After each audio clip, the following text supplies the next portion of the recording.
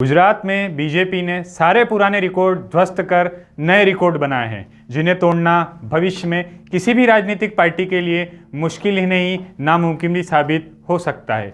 गुजरात विधानसभा में विपक्ष के नेता प्रतिपक्ष तक का स्कोप नहीं बचा। बेशक गुजरात में बीजेपी के हिंदुत्व की लेबोरेटरी कहा जा सकता है, लेकिन अब वो गुजरात प्रयोगशाला से कहीं आगे बढ़ चुकी है। 27 सालों से गुजरात में शासन करने के बाद भी भारतीय जनता पार्टी को करीब 53% वोट मिले हैं। हालांकि दूसरी तरफ बीजेपी को हिमाचल और दिल्ली एमसीडी चुनाव में हार का सामना भी करना पड़ा है। करीब 1.5 साल बाद देश में आम चुनाव होने हैं। गुजरात में बीजेपी की बम्पर जीत के बाद कई ऐसे महत्वपूर्ण सवाल हैं जिनकी चर्चा अभी से शुरू हो गई है। इन चुनाव नतीजों का राष्ट्रीय राजनीति पर क्या असर होगा? क्या 2024 में बीजेपी के रथ को विपक्ष रोक पाएगा? क्या पीएम नरेंद्र मोदी बीजेपी और संघ से बड़े हो गए हैं? क्या उनका कोई दूसरा विकल्प पार्टी के पास नहीं है? अगर है तो वो कौन नेता है? इसके साथ ही अब देश में मंडल समाजवाद की राजनीति के दिन लद गए हैं। इन्हीं सब सवालों पर करेंगे आज बात। नमस्कार, आप देख रहे हैं नजर टुडे। मैं हूं आपके साथ नीरज पंचोली। सबसे पहले नजर डालते हैं गुजरात और हिमाचल प्रदेश के चुनाव नतीजों पर। गुजरात में बीजेपी को 182 विधानसभा सीटों में से 156 सीटें मिली है। वहीं कांग्रेस को 17 और आम आदमी पार्टी को महज 5 सीटों पर संतोष करना पड़ा।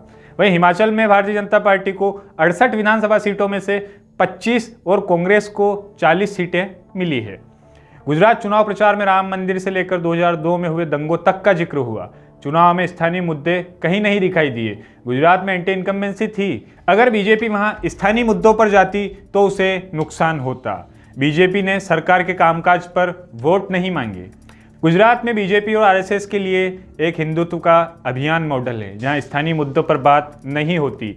गांव, महिला, गरीब, बेरोजगार कहीं नहीं दिखाई दिए। गुजरात हिंदुत्व की लेबोरेटरी रहा है। यहाँ बीजेपी को हिंदुत्व के नाम पर वोट मिलते रहे हैं। यहाँ एंटी मुस्लिम सेंटिमेंट अंदर तक घुस चुका है, जिसका जिक्र अमित शाह और नरेंद्र मोदी अपने भाषणों में करते रहते हैं।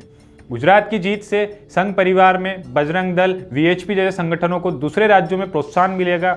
इससे बहुसंख्यकवाद की राजनीति को भी बढ़ावा मिलेगा।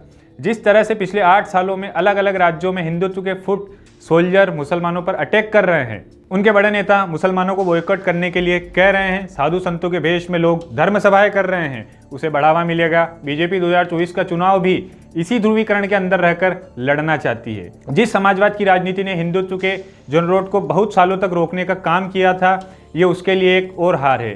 कैसे मिली गुजरात में इतनी बम्पर जीत? गुजरात प्रधानमंत्री नरेंद्र मोदी और गृह मंत्री अमित शाह का गृह राज्य है। यहाँ पर बीजेपी की जीत न सिर्फ बीजेपी बल्कि पीएम नरेंद्र मोदी के लिए भी साख का सवाल थी। आपको बता दें कि गुजरात चुनाव को अंतर्राष्ट्रीय स्तर पर देखा जाता था। इसका मैसेज इंटरनेशनल है। अगर नरेंद्र मोदी गृह राज्य से हार जाते तो इसका बहुत बुरा प्रभाव पड़ता, जिससे बाहर निकलना भारतीय जनता पार्टी के लिए बहुत मुश्किल होता। गुजरात मॉडल को इस बार चुनावी मुद्दा नहीं बनाया गया। गुजरात मॉडल का इस बार चुनावी मुद्दा नहीं बनाया गया। गुजरात के लोगों ने इस बार पीएम के नाते नरेंद्र मोदी के सम्मान में वोट डाला है। अपनी परेशानियों को भूलकर लोगों ने एक बार फिर बीजेपी को चुना है, क्योंकि गुजरात मॉडल जैसा शब्द 2014 के बाद से ही लगभग गायब है। इस जीत के पीछे राजनीतिक कारण यह भी हो सकता है कि गुजरातियों के अंदर ये भाव है कि देश को 2 गुजराती चला रहे हैं। पहले राजनीतिक तौर पर यूपी, मध्य प्रदेश और बिहार जैसे राज्यों के मुकाबले में गुजरात को कम आंका जाता था। यहाँ सीटें भी कम हैं, लेकिन गुजरातियों को ये भाव है कि देश को 2 गुजराती चला रहे हैं। यह आकर्षित करने वाला है। नरेंद्र मोदी गुजरात के एथिक्स को बेहतर तरीके से रिप्रेजेंट भी कर सकते हैं, चाहे फिर वह हिंदुत्व का हो या बिजनेस का। अब बात आती है 2024 का आम चुनाव और विपक्ष। पीएम नरेंद्र मोदी अपने चुनावी भाषणों में कांग्रेस मुक्त भारत की बात करते हैं। गुजरात चुनाव के नतीजों ने विपक्ष की भूमिका पर भी प्रश्न चिन्ह लगा दिया है। 1947 के बाद भारत के इतिहास में किसी भी प्रधानमंत्री ने किसी भी राज्य में इतना चुनाव प्रचार, रोड शो नहीं किए जितना पीएम मोदी ने गुजरात में किया।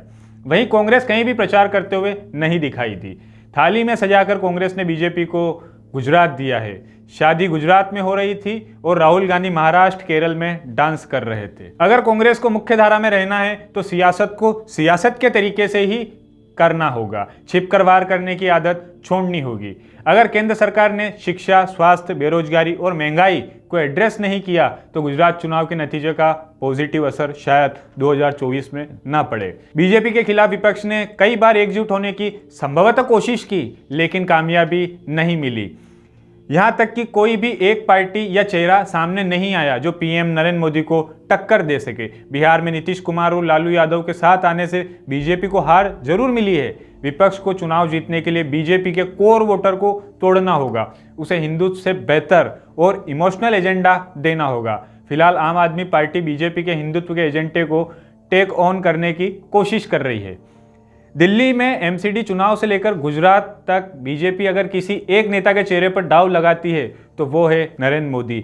इसके लिए वे खुद जमीन पर उतरकर आक्रामक प्रचार भी करते हैं, जनसभाओं से लेकर कई किलोमीटर के रोड शो जो उनके स्टाइल का हिस्सा है।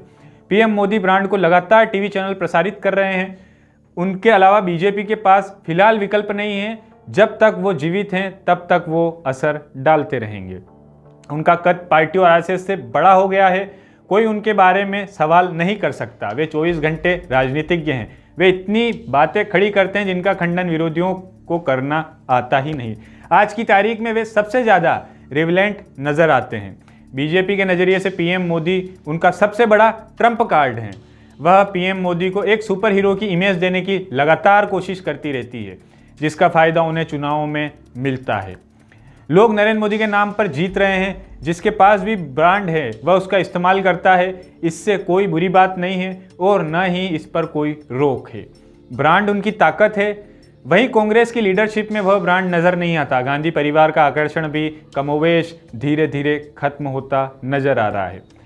बात यह भी है कि कब तक नरेंद्र मोदी के नाम पर भारतीय जनता पार्टी चलती रहेगी। इससे दूसरों लोगों की कमजोरियां ढक रही है।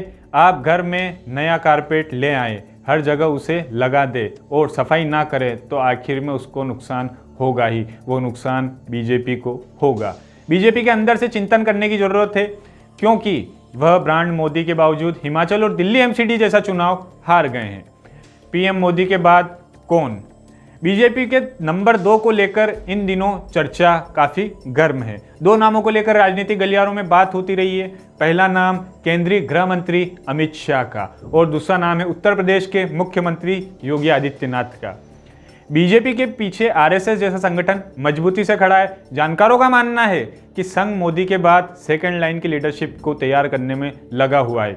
बीजेपी के अंदर सेकंड जनरेशन की लड़ाई शुरू हो गई है और ऐसे में योगी आदित्यनाथ को समझ आ गया है कि वे इस लड़ाई में मजबूती से दिखाई दे रहे हैं। साल 2004 में वाजपेयी के बाद आडवाणी एक नेचुरल उत्तराधिकारी थे, लेकिन वो वोट कैप्चर नहीं थे।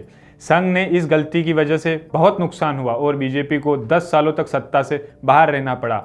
अब पीएम मोदी के बाद कौन होगा, इसको लेकर संघ योगी आदित्यनाथ का कार्ड खेल रहा है। और आप भी देख सकते हैं कि योगी आदित्यनाथ हर जगह जाकर जमकर चुनाव प्रचार भी कर रहे हैं। संघ अब लीडरशिप के मामले में वैक्यूम पैदा करना ही नहीं चाहता। हालांकि 2024 के आम चुनाव में अभी करीब 1.5 साल का समय है। उससे पहले भी कई राज्यों के चुनाव है। गुजरात की जीत का असर यहाँ कब तक दिखाई देगा, ये समय ही बताएगा। चुनाव में स्थानीय मुद्दों को भूलकर पीएम मोदी के चेहरे पर वोट मांगना हर जगह सफल नहीं हो रहा है। हिमाचल में बीजेपी के 8 मंत्री चुनाव हार गए हैं।